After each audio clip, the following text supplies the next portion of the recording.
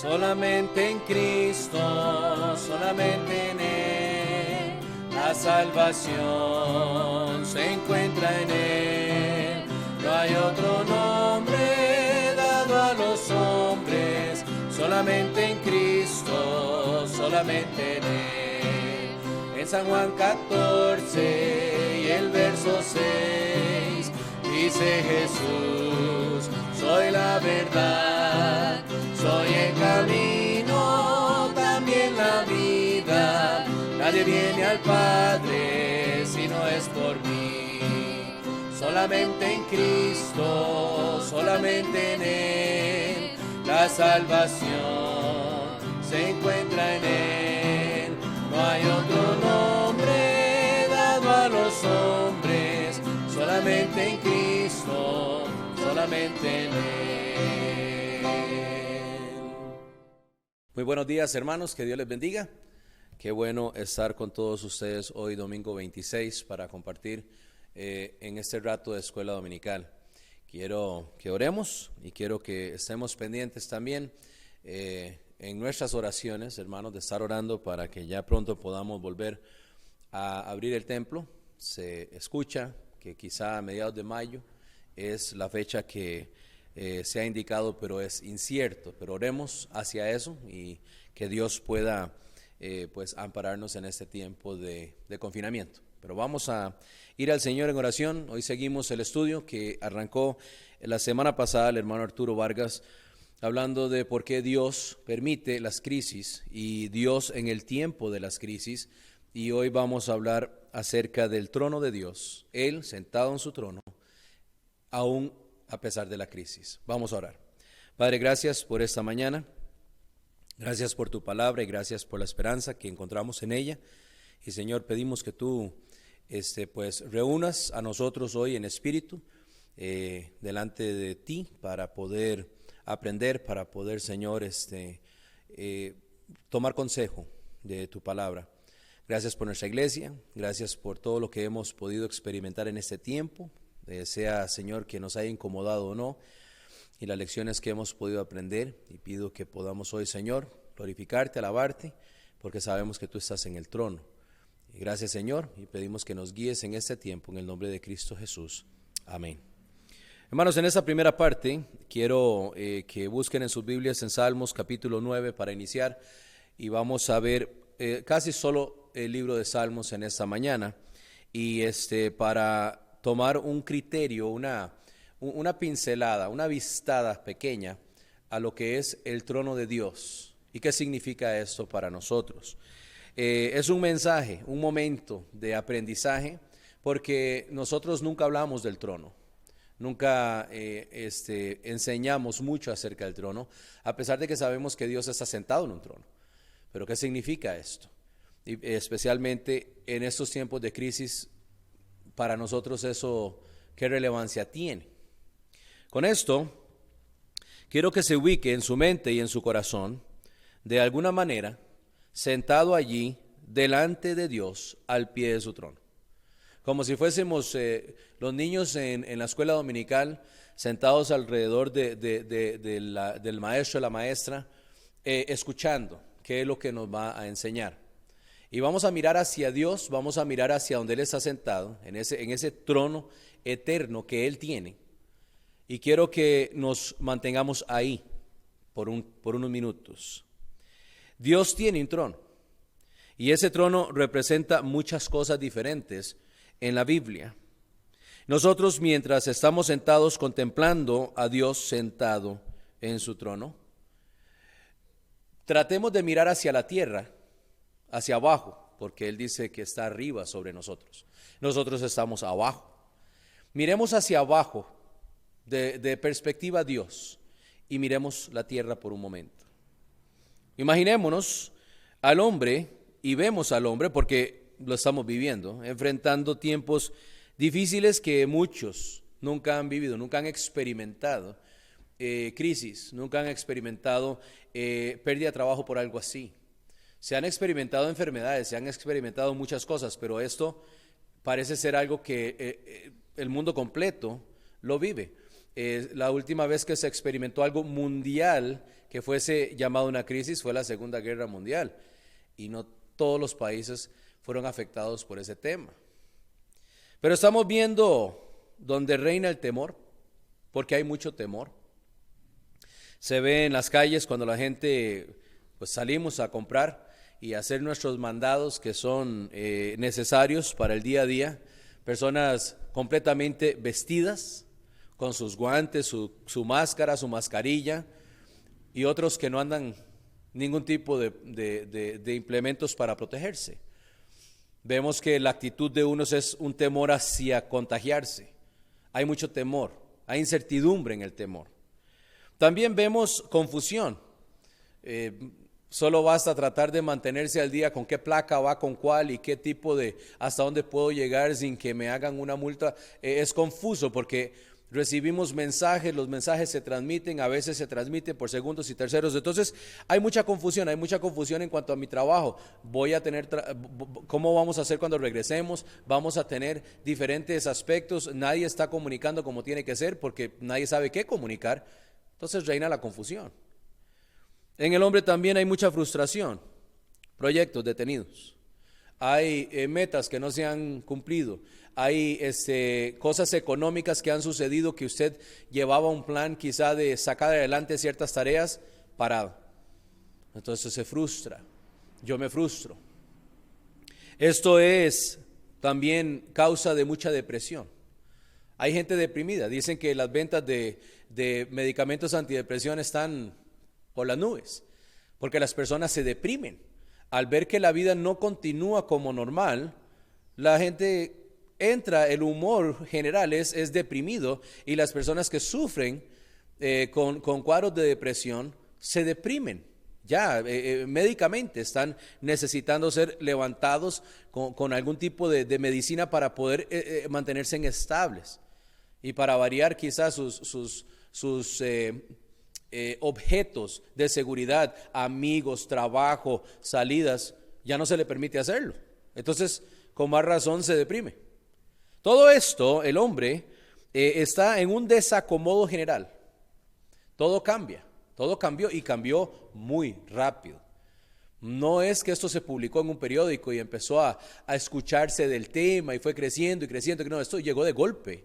De repente estábamos muy bien reunidos. La última vez que nos reunimos fue nuestro culto de aniversario, y de una semana a otra ya no podemos reunirnos hablando de nuestra iglesia.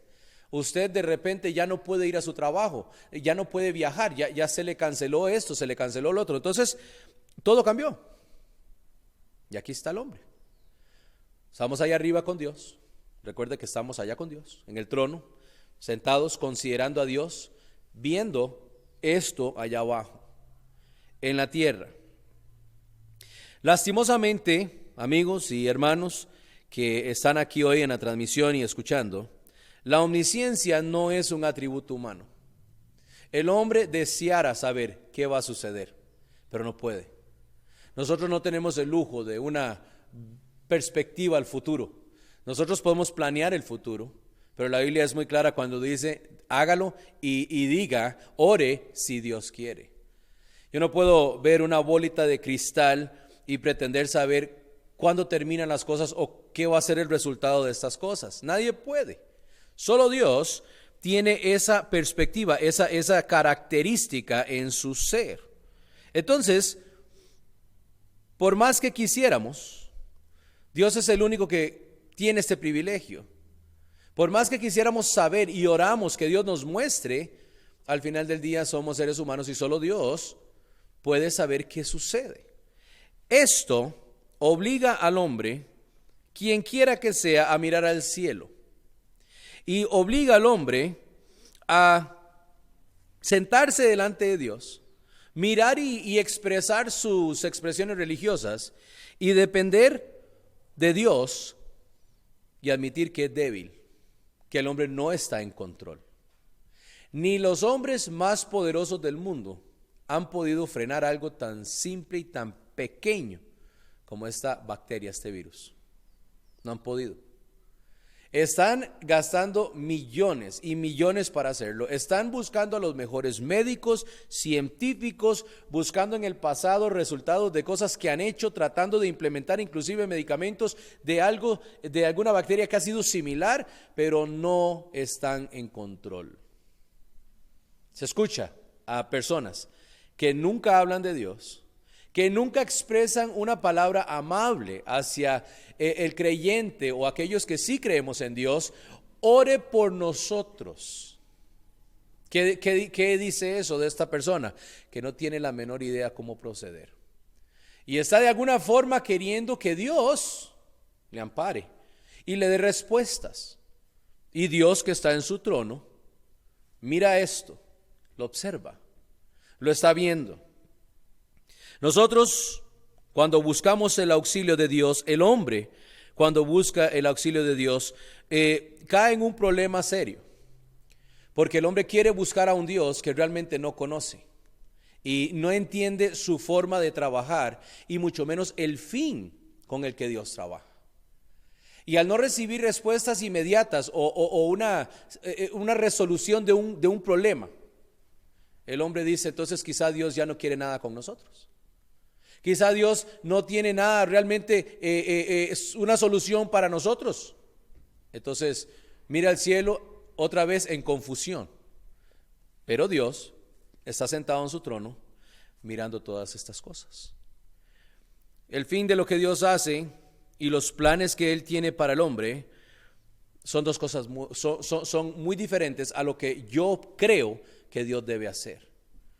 Y si usted es de aquellas personas que solo creen que Dios debe trabajar a su favor cuando usted está en una situación mala, usted está equivocado. Porque así no funciona el plan y la voluntad de Dios. A Dios no le gusta el sufrimiento, pero Dios no lo causó. A Dios no le gusta la mortandad y la debilidad del hombre, pero Él no lo causó. Hemos hablado un poco de esto en lecciones pasadas con los otros pastores y hermanos que están enseñando, y podemos saber que Dios tiene un fin y un propósito en esto, pero hoy quiero que mientras vemos ¿qué es esto del trono de Dios? Usted entienda que Dios está ocupado con el plan que Él tiene, no con el plan que usted tiene y yo tengo. Y mi felicidad hoy, mi necesidad suplida hoy, mi descanso hoy. Han muerto miles de personas, muchos de ellos cristianos. Me imagino que han tenido personas alrededor de ellos orando y clamando a Dios, diciendo, Señor, sánalo. Y pasaron a la eternidad. ¿Qué está haciendo Dios con esto? Se pueden preguntar muchos. Entonces, si Dios es tan bueno y Dios es amor y Dios no le gusta el sufrimiento, ¿por qué Él no quita esto? Bueno, Dios está trabajando en una forma que muchos de nosotros no entendemos, me guste o no. El trono de Dios, cuando analizamos donde Él se sienta, donde Él está puesto para regir en su soberanía sobre todo lo que Él ha creado, nosotros allí sentados delante de Él, mirando su actuar, mirando su forma de hacer las cosas, tratando de entender en una mente humana finita, es muy complicado. El trono de Dios, en Salmos 9:4, donde ya pedí que abrieran sus Biblias, dice así, ¿qué representa para nosotros el trono de Dios? Algunos textos, porque hay muchos otros, pero hoy por el tiempo hay unos textos que quiero solamente enfatizar. Dice el versículo 4, porque has mantenido mi derecho y mi causa. Dice aquí David, has mantenido mi derecho y mi causa, te has sentado en el trono juzgando con justicia. Hay las dos cosas que menciona aquí el rey David en derecho y causa. Estas cosas que Dios está haciendo, mi derecho, el poder y control sobre todo, que Él dice, tú estás sentado juzgando con justicia, el poder de Dios ejercido sobre todo, pero aún así, dice que tú guardas y mantienes mi derecho. Mi derecho. El derecho del Hijo de Dios, ¿cuál es? ¿Alguna vez usted se ha sentado realmente y pues ahora que estamos en nuestra mente imaginando estar sentados delante de Dios, ¿ha usted imaginado y pensado en cuáles son sus derechos? Usted tiene el derecho, como hijo de Dios, de no tener que ir a pagar por sus pecados en el infierno. Tiene el derecho de ser llamado hijo de Dios, según Juan 1:12. Tiene el derecho de clamar a su Padre por auxilio, consuelo. Tiene ese derecho que fue comprado con la sangre de Cristo para cada uno de nosotros. Tenemos el derecho de vivir con paz en nuestro corazón porque sabemos que en la eternidad, allá afuera, al final de mi vida, Dios está en control. Tengo el derecho de compartir este regalo con otros. Son mis derechos como hijo de Dios. Y David dice, tú has mantenido ese derecho, Dios. Esto también habla de mantener lo que Dios me ha dado a mí. Yo no gané esto, lo ganó Jesucristo por mí. Yo solo puse mi fe en Él para salvación y para poder entrar en el lugar donde esos derechos me corresponden, son míos. Y Dios los mantiene. Qué interesante. También dice mi causa. Tú, Señor, has mantenido mi derecho y mi causa. David tenía muchas causas en el caso de él, pero yo también. ¿Cuáles son las causas? ¿A qué te ha llamado Dios aquí? ¿Qué te ha puesto Dios en el corazón para hacer? ¿Qué te ha dicho que hacer? El hermano Diego nos habló de esto el miércoles, acerca de su llamado a trabajar y servir al Señor. Y para usted que me conoce como pastor sabe que yo no soy de los que dice que solo los que estamos a tiempo completo en el ministerio. Todos están a tiempo completo en el ministerio. Todos tienen que servir a Dios. Usted como hijo de Dios tiene un llamado igual que todos los demás. Su llamado es específico a los dones y talentos que Dios le dio y usted tiene una causa delante suya. La mantiene Dios. Referente esta causa habla del plan de Dios para sus hijos, la voluntad de Él para usted y para mí. Esto, allí sentado en el trono, Dios lo mantiene. Mantiene mi causa, mantiene mi derecho. ¿Qué tiene que ver esto con el virus? Absolutamente nada. ¿Es más importante que el virus? Sí, mucho. Porque estamos hablando de cosas eternas, perdurables. No estamos hablando de cosas terrenales que van a pasar, que van a seguir en la historia y quedar grabados en los libros de la historia como un tiempo muy extraño que el mundo vivió junto. Pero mi derecho y mi causa la mantiene Dios en su trono. Eso es algo que tenemos que aprender. Unas páginas más adelante, en Salmos capítulo 11, versículos 4 al 5, hay algo que habla del conocimiento y la decisión que sale de ese trono de Dios. Tenemos que sentarnos ahí, hermanos, y contemplar la grandeza de lo que significa este trono. Poder y control sobre todo. Y ahora conocimiento y decisión. En versículo 4, Salmos 11:4, Jehová está en su santo templo. Jehová tiene en el cielo su trono. Sus ojos ven, sus párpados examinan a los hijos de los hombres. Jehová prueba al justo, pero al malo y al que ama la violencia, su alma los aborrece. Aquí en este texto habla de un templo santo donde se encuentra el trono de Dios. ¿Sabe que ahí alrededor del trono de Dios no existen influencias pecaminosas? ¿Qué influye a Dios? Si Dios en la Biblia ha dicho, yo no acepto cohecho. Yo no busco consejo de nadie para las decisiones que yo tengo que tomar. Aquí sentado en mi trono santo, ni cohecho, ni tampoco busco la opinión del hombre, mucho menos del hombre, de nadie. Y dice, aún más allá, no hay influencias pecaminosas alrededor del trono de Dios. Dice que se presentan delante de Él todos los seres que allá en la eternidad pasan y se presentan, hasta el mismo Satanás se presenta, pero él no influye a Dios.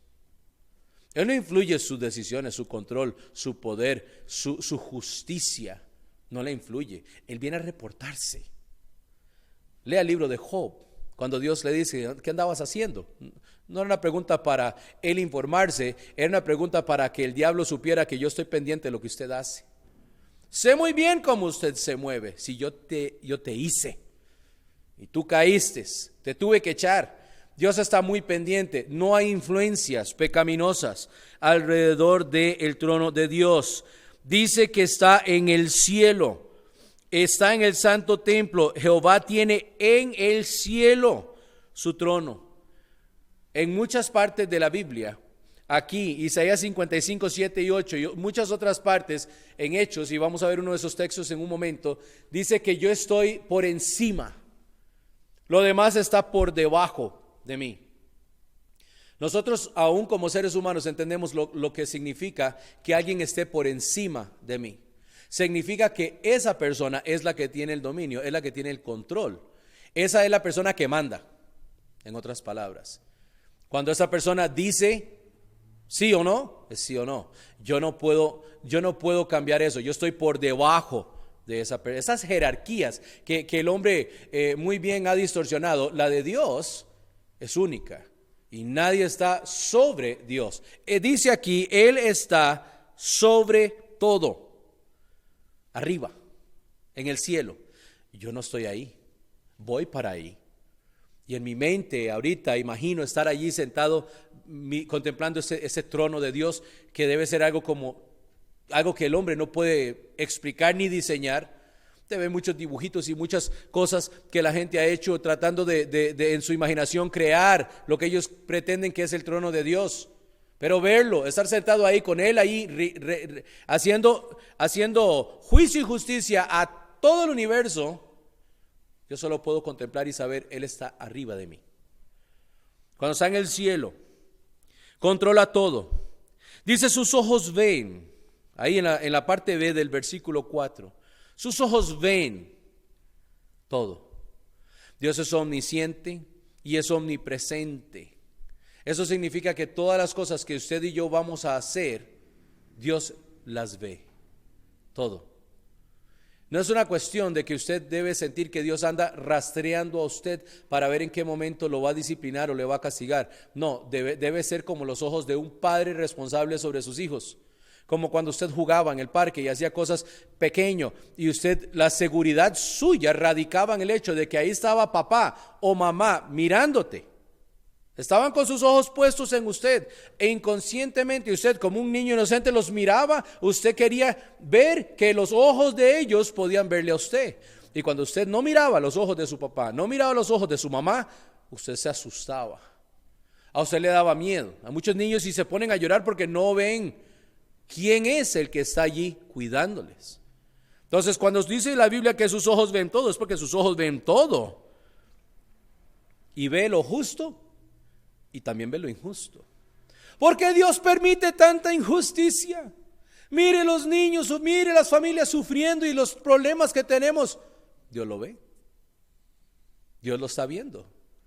Y si algo tengo muy claro en mi mente y lo que puedo ver de la Biblia es que tampoco Dios olvida. Está mirando y está mirando todos los detalles, incluso que usted y yo no podemos ver. Él está contemplando todo.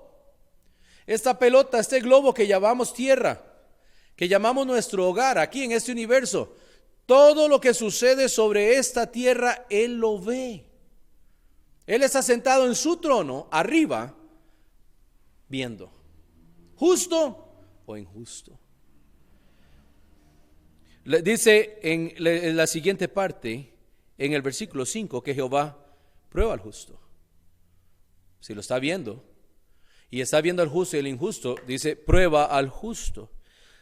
Interesante que esto no es una prueba como alguien que es puesto a juicio, sino que analiza su actuar según su obediencia.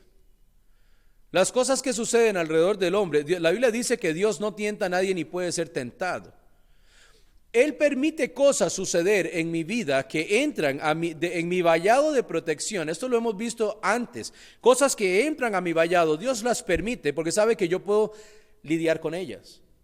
Y cuando suceden cosas que usted y yo consideramos como muy malas, muy negativas, muy feas, entonces Dios está mirando al justo, allá en su trono mirando, y está viendo ver cómo actúa según la obediencia a su palabra.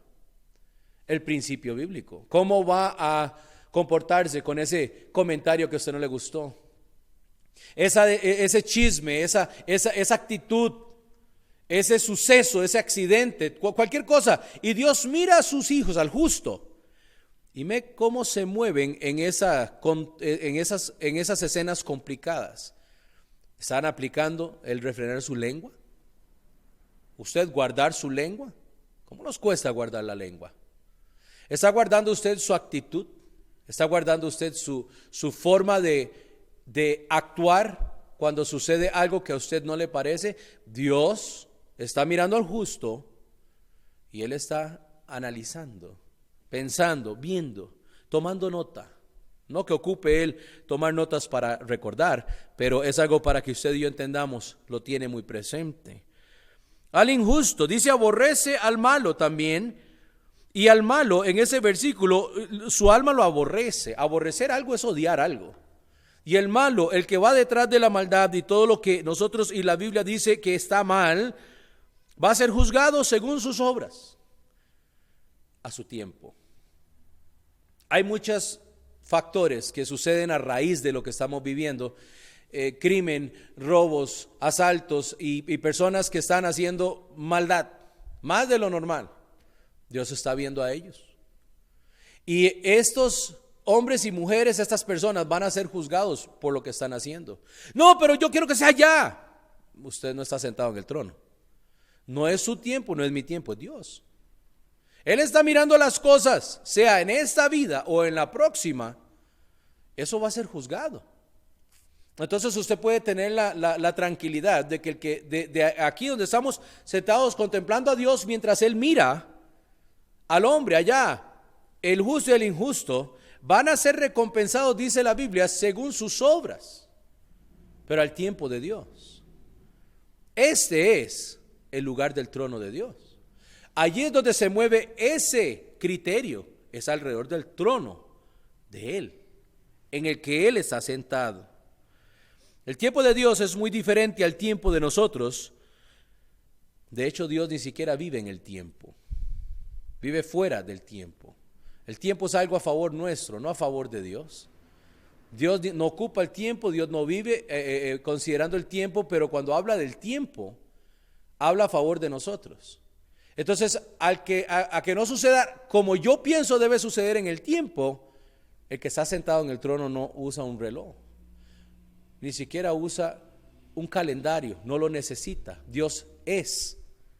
Él no tiene un punto de inicio y determinar lo que está haciendo. Él es. Entonces el hombre se desespera porque quiere ya en su tiempo, pero Dios no está trabajando en el tiempo del hombre. Entonces cuando usted siente que algo está siendo permitido de parte de Dios, no se equivoque. Dios ve desde su trono. Al justo lo ve y aborrece al malo. Y en su tiempo, todos van a dar cuenta. Seguimos. Hay conocimiento y hay decisión en el trono de Dios. Hay poder y control en el trono de Dios. Y en el Salmo 45, versículo 6, en el capítulo 45, versículo 6, dice: Tu trono, oh Dios, es eterno y para siempre. Cetro de justicia es el cetro de tu reino. El trono de Dios es constante y es perdurable, según este versículo. Es constante, eterno y perdurable. Significa que para nosotros garantiza los mismos resultados siempre. La justicia que Dios tiene que ejecutar va a ser justa siempre que sea aplicada. El juicio que Dios ejecuta sentado en su trono va a ser justo siempre. No, en unas ocasiones sí y en otras ocasiones no, porque pareciera que a Dios se le olvidó algo. No es que Dios tiene un favoritismo hacia su pueblo escogido de Israel o la iglesia o a un grupo de personas en específico. No. Cuando Dios bendijo a Israel, la bendijo, y cuando Dios tuvo que castigarla, lo hizo severamente. Y todavía falta que trabajar con Israel. Cuando Dios tuvo que sacar a la iglesia, cuando Dios tuvo que amar a la iglesia, la amó con todo su corazón, tanto así que entregó su vida por ella. Pero cuando la iglesia se quedó estática en Jerusalén y no quería salir a predicar, mandó al Imperio Romano a desarmar eso. Que todos se esparcieran por el mundo. Dijo, vayan por todo el mundo y prediquen. Aquí en Jerusalén estamos bien. Pero ese no era el plan de Dios, entonces Dios los esparció por el mundo. Qué dicha que lo hizo, porque quizá si no lo hubiese hecho, nosotros no hubiéramos recibido el evangelio en esta parte del mundo. Dios es constante y es perdurable. Su juicio, su verdad, su amor, su paz es constante, eterno. Nunca cambia. Garantiza que los resultados de parte de Dios sentado en su trono, del cual yo soy uno que fue beneficiado como hijo de estar sentado en ese trono mirando a mi Dios, puedo confiar que Él va a ser constante. Siempre. Y lo ha sido. El cetro de justicia que menciona aquí, cetro de justicia es el cetro de tu reino. Justicia. ¿A quién no le gusta la justicia? Cuando alguien malo hace a alguien malo, ese malo es castigado. Cuando alguien bueno hace algo bueno, es recompensado o por lo menos aplaudido por haber hecho algo bueno. El cetro de justicia es la medida que Dios usa para juzgar. ¿Qué? Justicia. Justicia. Ese cetro que Él sostiene en su mano. Un cuadro muy bíblico, pero también muy humano. Los reyes de la tierra tienen sus coronas, tienen sus anillos especiales en sus dedos, tienen un cetro o una espada. ¿Dónde cree usted que el hombre sacó esa idea? La sacó de la Biblia. Dios se sienta en un trono. Dios tiene sus coronas. Dios tiene su vestimenta real y en su mano tiene un cetro. Pero ese cetro, como muchas otras cosas de Dios, representa justicia. Cuando es señalado, cuando se señala a alguien con algo así, es para enfatizar fuertemente el significado de la decisión que se está tomando. Y ese cetro de justicia me dice a mí que es la medida que Dios usa. No es una corte, como tenemos aquí, que hay un jurado, en algunos países que se usa la figura del jurado. No es una situación donde un abogado o una abogada puede entrar y manipular las emociones y el sano juicio de los que están presentes. Eso no existe, el cetro es justo. Y de ahí emana lo que Dios dicta. Entonces, igual siempre y justo siempre, constancia y es perdurable. Es lo que está diciéndonos Salmos 45:6. Otra vez le pregunto, ¿está poniendo atención? Sentado allí delante del trono de Dios y viendo cómo se mueve ese trono y quién se sienta en ese trono. De repente lo que estamos viviendo se empieza a hacer mucho más pequeño por quien está en control. Continuamos. Hay un reclamo muy común que dice, pero hay mucha injusticia en el mundo, pastor. Usted dice que Dios es justo y es perdurable, pero hay mucha injusticia. Bueno, ya lo dije. Al tiempo establecido, toda injusticia será juzgada por Dios.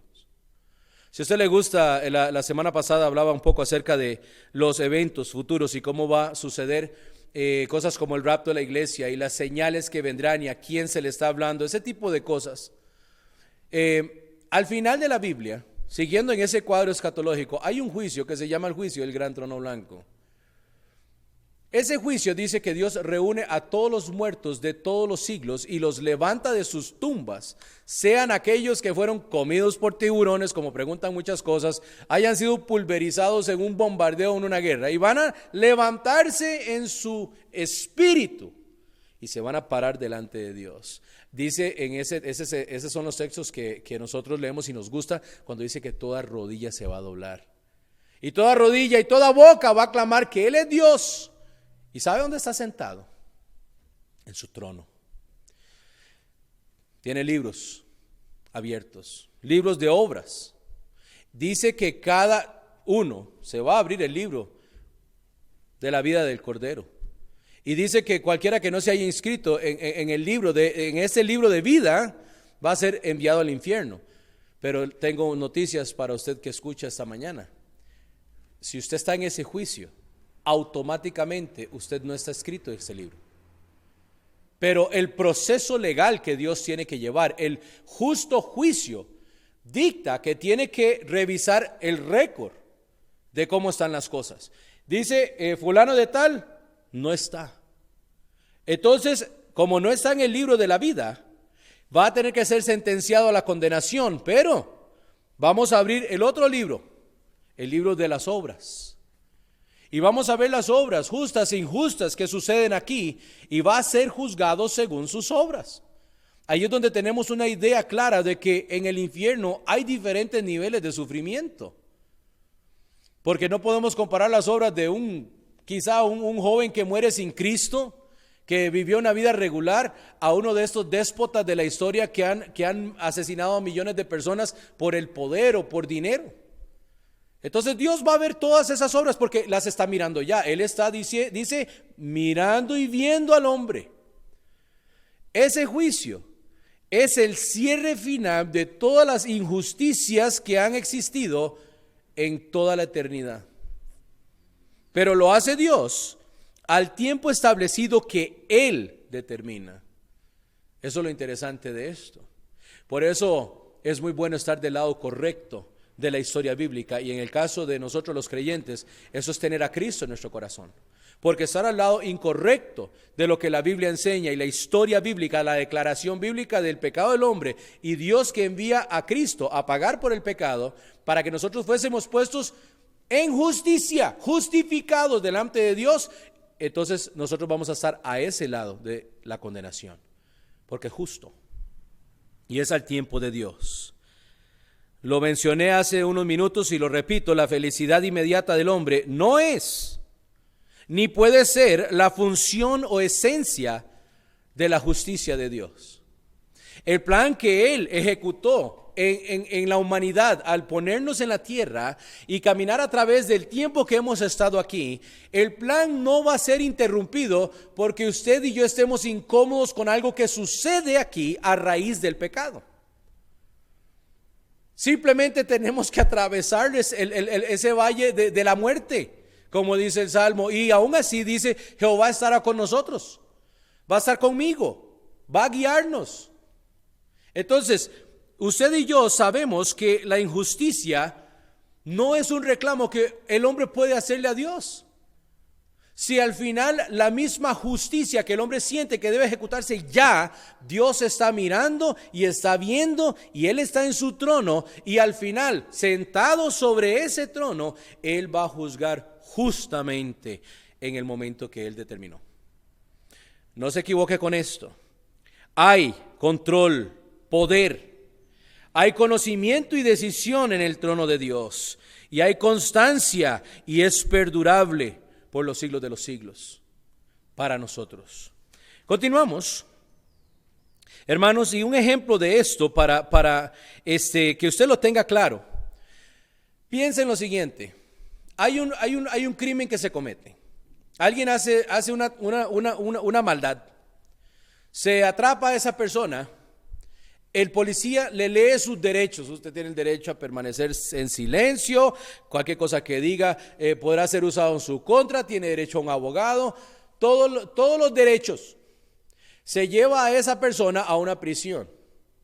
En la prisión él tiene el derecho a una llamada. Él llama al abogado. Alguien que venga a hablar por él. Algunos llaman a su mamá, a papá. Entonces empieza a mover la maquinaria y llega de repente por ahí un abogado, lo sacan de su celda, lo sientan en una mesa y el abogado le dice: aquí estoy para representarlo en una corte. Y empiezan todos los sucesos que tienen que pasar en un juicio en una corte. Viene la acusación, viene la evidencia presentada del que acusa.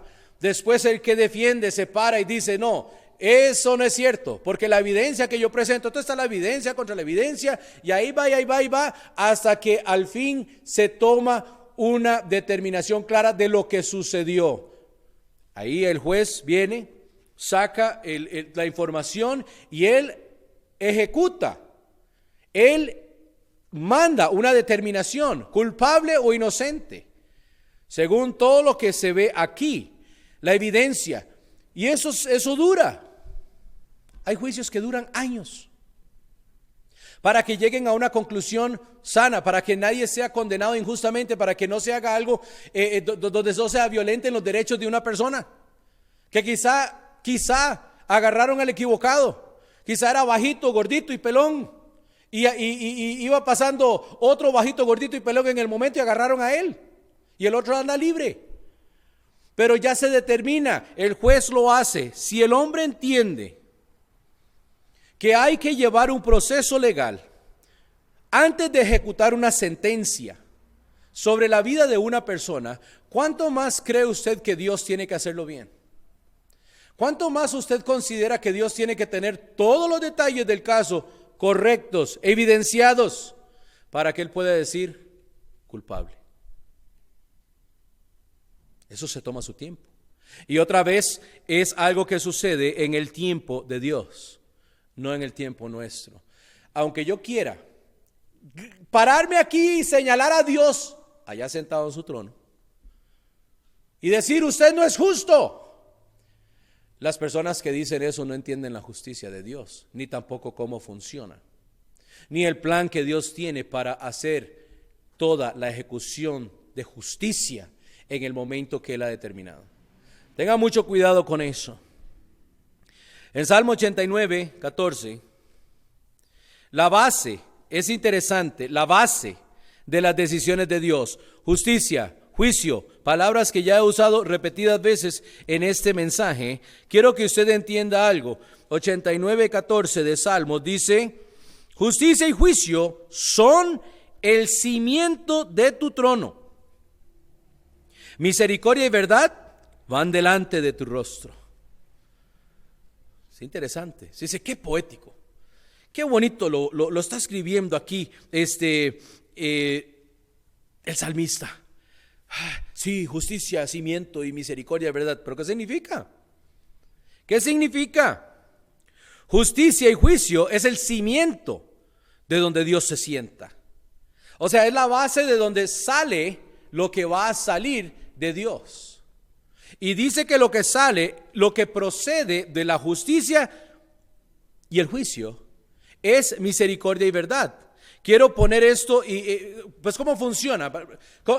Pastor, no entiendo. Escuche. A raíz de la justicia de Dios, y su justicia es perfecta, su juicio es perfecto, a raíz de la justicia, el pecado tiene que ser condenado. Tiene que ser juzgado y condenado. Amén, amén. Dios es justo, no se le va a escapar nada. Muy bien, a raíz de esto, su justicia es el cimiento de su trono. De aquí, de esa justicia, porque tiene que ejecutar la maldad, Dios envía, muestra, nos otorga misericordia y salvación a través de la verdad de su palabra.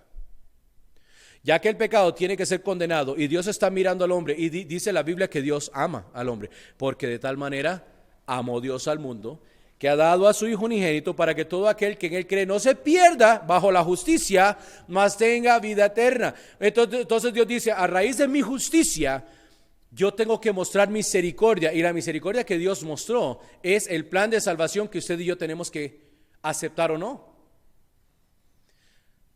Otra vez, Dios en su trono tiene que juzgar. No quiere juzgarlos al infierno porque ama al hombre. Entonces Él toma forma de hombre, Jesús, que va y muere y recibe la condenación de lo que justamente me toca a mí, y lo paga el precio delante del juez justo sentado en su trono, que su cimiento es justicia, y Él se expresó en misericordia y verdad, para que usted y yo pudiésemos ser liberados de la justicia que Él tiene que ejecutar. ¿Ahora entiende usted lo que significa esto? No son palabras bonitas, resumen en un solo texto cómo opera Dios sentado en su trono mirando al hombre. Es increíble. Todo esto es el trono de Dios. Todo esto sale del trono de Dios. Y la palabra de Dios es la que nos dice cómo Dios se mueve a través de esto. ¿Qué está haciendo Dios ahorita que el virus anda por ahí? Está sentado en su trono. ¿Y qué piensa hacer Dios con todo esto? Lo que Él tiene determinado. Yo tengo que confiar en los principios del cimiento de lo que Dios ya tiene y lo que Dios ya ha ofrecido al hombre. No merecemos ni siquiera nosotros no merecemos ni siquiera estar en la presencia de Dios por medio de la salvación de Cristo, mucho menos merecemos ser salvados de algo que fue causado por la misma pecaminosidad del hombre. Pero Dios está mirando y es justo y ha extendido su misericordia. Y rogamos y clamamos: Dios, por favor, ten misericordia otra vez. Y tal vez lo hace, porque Él ama a sus hijos. Pero hay cosas que Dios no tiene por qué ocuparse de ellas. Puedo decirlo tal vez de alguna forma, no, tal vez para usted y para mí hay cosas más grandes y más pequeñas. Pero si Dios, que está sentado en su trono rigiendo el universo completo, ¿por qué se va a ocupar de una bacteria? Algo que va a pasar. No, pastor, es que ese pensar no está bien porque yo estoy sufriendo. Sí, usted y muchos más. Y el plan de Dios es mucho más grande que este tiempo, este momentito de problemas que estamos teniendo. De hecho, se dice: en el mundo tendréis aflicción. Bienvenido al mundo. Eso se llama el mundo, es aflicción, es problemas causados por nuestro pecado. Y Dios nos da la gracia para pasar a través de ellas, así que tenga mucho cuidado. La justicia de Dios, esta base concreta de donde toman las decisiones, se llama justicia y juicio. Y por eso Dios nos extiende misericordia y verdad en este versículo. Ahora, en el Salmo 93, y voy ya con la última parte del estudio de esta mañana. Mientras busca usted Salmo 93, ¿cómo logramos unir eso celestial eterno con lo carnal pecaminoso? ¿Cómo se mezcla el agua y el aceite? ¿Qué relación, dice la Biblia, tiene Cristo con Belial? ¿O qué relación tiene la luz con las tinieblas? Es una pregunta retórica que dice ninguna.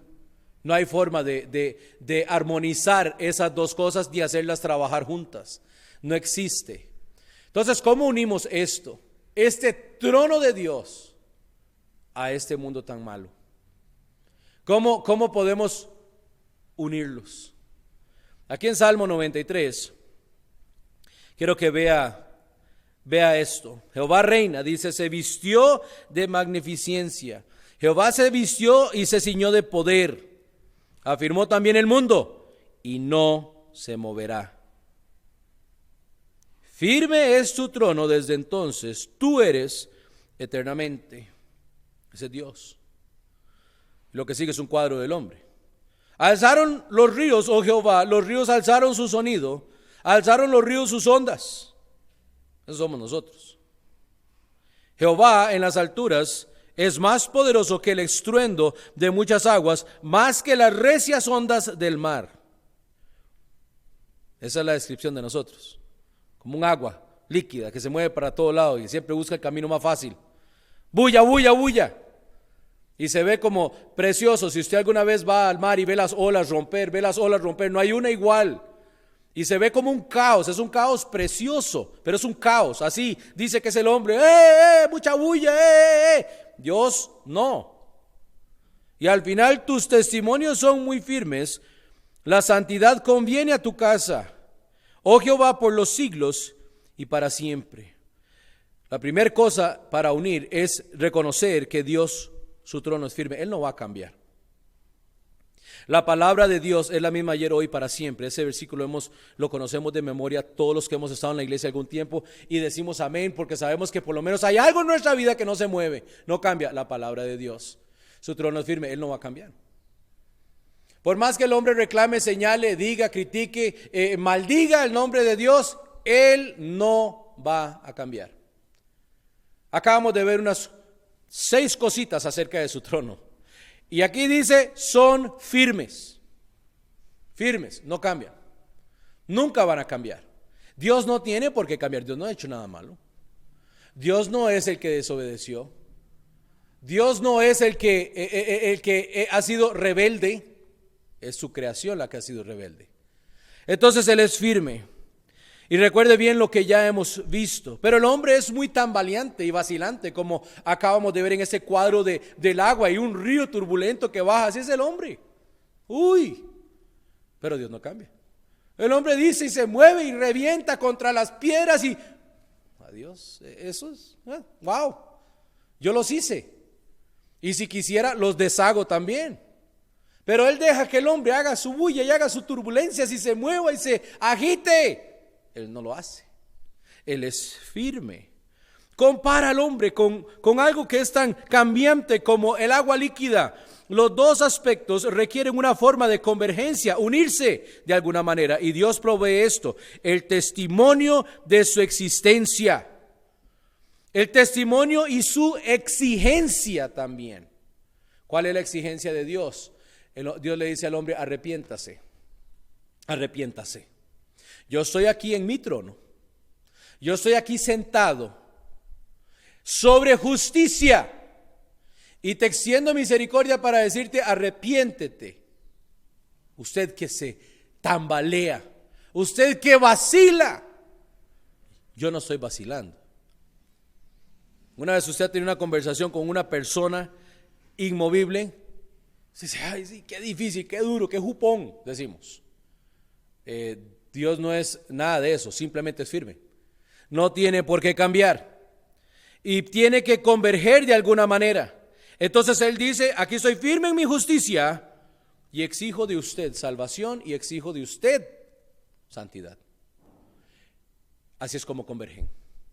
Nosotros, admitiendo que el trono de Dios es inmovible, nunca va a cambiar su posición, nunca va Dios a echar hacia atrás.